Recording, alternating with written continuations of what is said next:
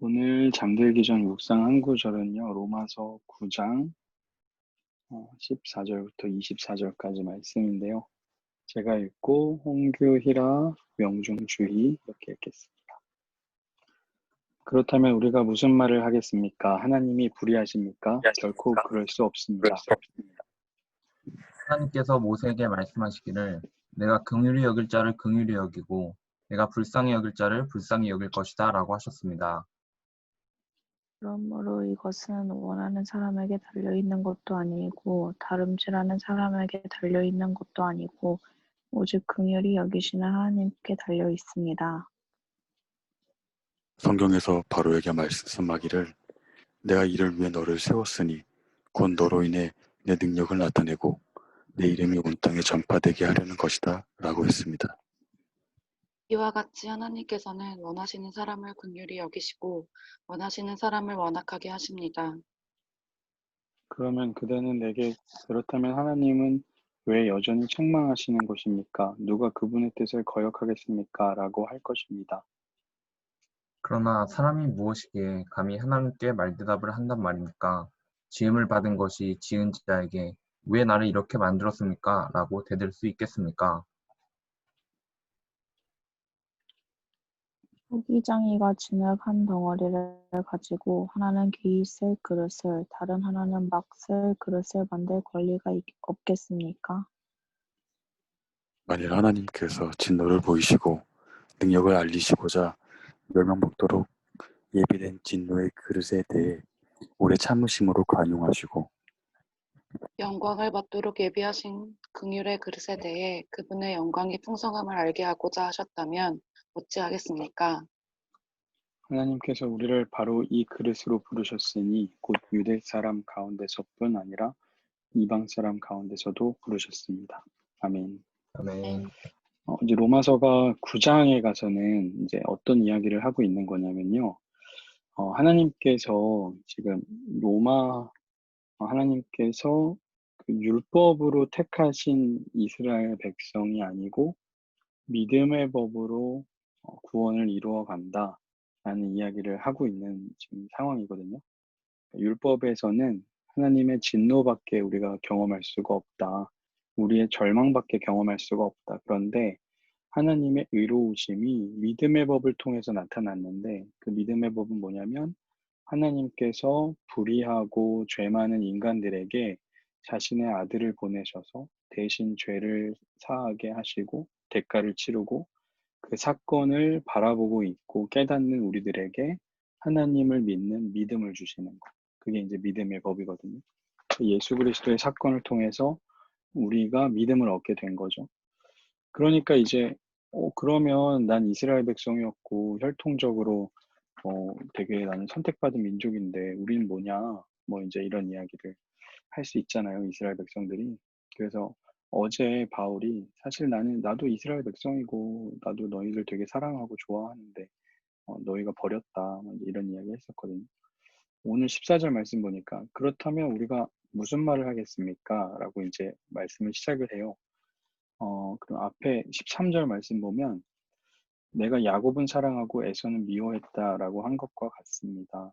이게 뭐냐면 하나님께서 그 선택하신다라는 이야기거든요. 어, 주권은 하나님께 있다. 구원에 대한 주권은 하나님께 있다라는 이야기를 하는 거예요. 그랬더니 그러면 우리가 뭐 할 말이 뭐가 있어? 하나님 불의하신 거 아니야? 뭐 이렇게 물어보는 거죠.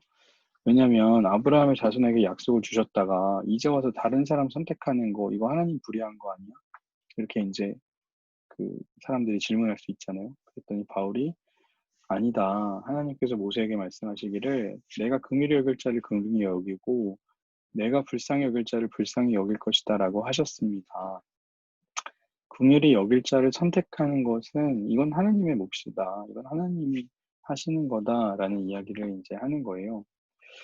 이것은 뭐냐면 그 구원은 원하는 사람 달려에게 달려 있는 것도 아니고 다름질하는 사람에게 달려 있는 것도 아니고 오직 긍휼히 여기시는 하나님께 달려 있습니다.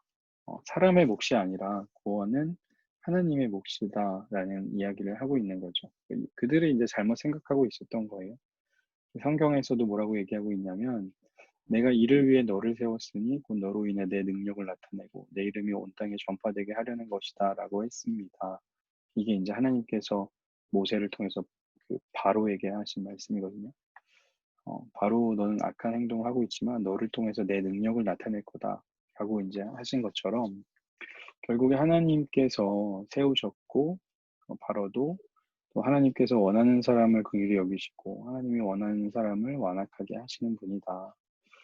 하나님은 사실 긍휼하신 분이지 불의하신 분은 아니다라는 이야기를 이제 하고 있는 겁니다. 좀 어렵죠. 그래서 그러면 죄인과 하나님의 긍휼은 어떻게 차이가 있을까? 다시 한번 말씀을 보면요. 15절에 보니까 하나님께서 모세에게 이렇게 얘기했잖아요. 내가 긍휼히 여길 자를 긍휼히 여기고 내가 불쌍히 여길 자를 불쌍히 여길 것이다. 이 이야기를 어디서 했냐면 출애굽기 33장에서 했거든요. 출애굽기 33장 19절에서 나는 내가 불쌍히 여길 자를 불쌍히 여기고 긍휼히 여길 자를 긍휼히 여길 것이다. 이게 어떤 맥락에서 한 거냐면요. 이스라엘 백성들이 그 금송아지 만든 거 아시죠? 금송아지 만든 다음에 하나님께서 이 이야기를 하셨어요. 다 죽이긴 하는데 사실 너희들은 악을 행하는 사람들이다. 인간들은. 그러나 나는 긍휼을 베푸는 하나님이다. 라는 이야기를 하신 맥락이거든요. 출애굽기에서. 요거를 지금 바울이 이제 로마에 있는 그리스도인들한테 쓴 거예요. 그럼 하고 싶은 말은 뭐냐면 긍휼히 여기시는 것은 하나님께 달려있다. 인간은 죄를 짓지만 하나님이 긍휼히 여기신다는 거죠. 17절의 말씀도 이 말씀도 출애굽기 9장 16절에 나온 말씀인데요.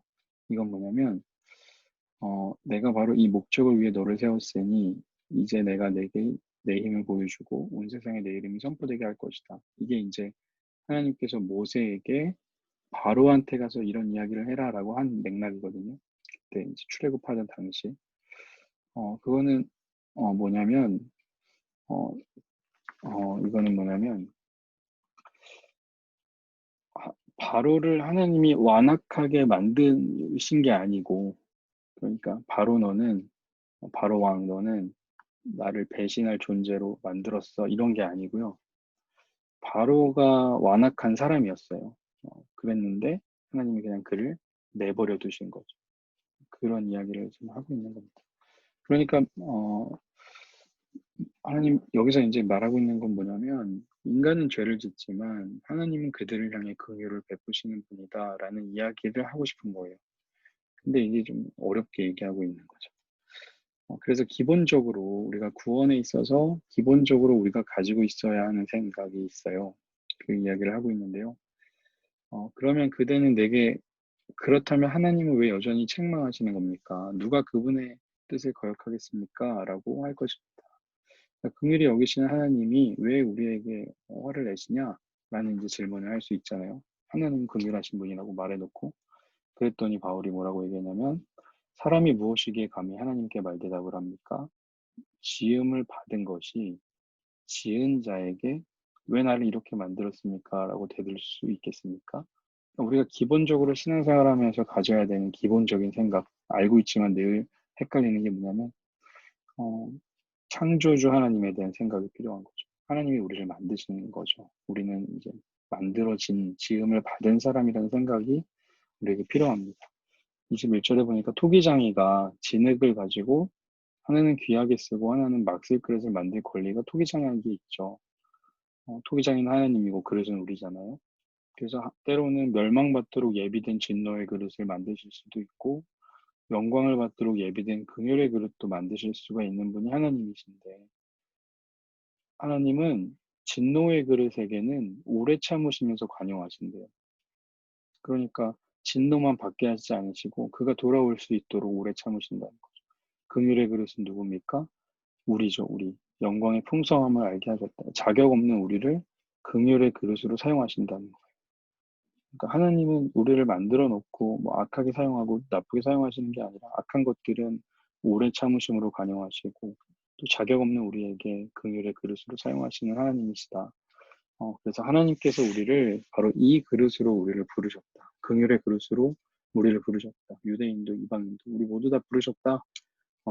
창조주 하나님께서 우리를 새롭게 빚으신 거다 이제 우리는. 그러니까 인간의 악함이 하나님의 선하심을 가릴 수가 없다라는 거죠. C.S. 루이스가 이런 얘기 했는데요. 화가가 그림을 그렸어요. 근데 그 그림이 훼손이 되면 화가가 훼손된 건 아니잖아요. 그냥 그림이 훼손된 거죠. 화가는 또 그런 그림을 그릴 수 있는 것처럼 우리가 사는 세상이 훼손된다고 해서 하나님이 훼손되는 건 아니잖아요. 그렇게 이제 비유를 하더라고요. 그래서 오늘 이야기랑 좀 어울린 것 같아서 얘기를 했는데 다시 오늘 이야기 읽어보면 하나님은 불의하신가? 하나님은 그렇지 않다. 하나님은 긍휼히 여기시는 분이다. 인간은 죄를 짓지만 하나님은 끝까지 우리를 긍휼히 여기시는 분이다. 근데 기본적인 생각 우리가 가져야 하는 건 우리는 피조물이고 하나님이 우리를 지으신 분이다. 하나님이 우리를 마음대로 지으셔서 마음대로 조종할 수 있는데 그렇게 하지 않으시고 불의한 것에게 오래 참으시면서 기다리시고 또 자격 없는 우리를 긍휼의 그릇으로 사용하시는 분이시다라는 거죠. 그래서 오늘 우리에게 던지고 싶은 질문은요. 나는 하나님께서 빚어주셨는가? 아니면 스스로 빚어가고 있는가? 라는 질문을 우리에게 던지고 싶네요. 하나님께서 우리를 빚어주시고 또 새로운 피조물로 만들어주시고 그렇게 새롭게 창조된 우리가 그 뜻에 합당한 삶을 살아가면 참 좋겠습니다. 훼손할 수 없는 그분의 긍휼하심을 마음껏 누리시는 이 밤이 되기를 소원합니다. 네. 네, 우리 혜연 자매랑 진철가 들어왔네요. 기도하겠습니다. 하나님 감사합니다. 우리의 악함이 하나님의 선함을 가릴 수 없음을 오늘 말씀을 통하여 다시 한번 깨닫게 하심을 감사합니다. 오래 참으시고 또 우리를 선한 그릇으로 사용하시는 그 하나님, 그 하나님께 감사하며 그 하나님의 긍휼하심을 닮아서 우리도 그 긍휼함으로 살아가는 자들 될 수 있도록 인도하여 주옵소서. 이 밤에도 평안함 주실 줄 믿습니다. 감사드리며 예수님의 이름으로 기도합니다. 아멘. 감사합니다. 감사합니다. 뿅뿅. 감사합니다.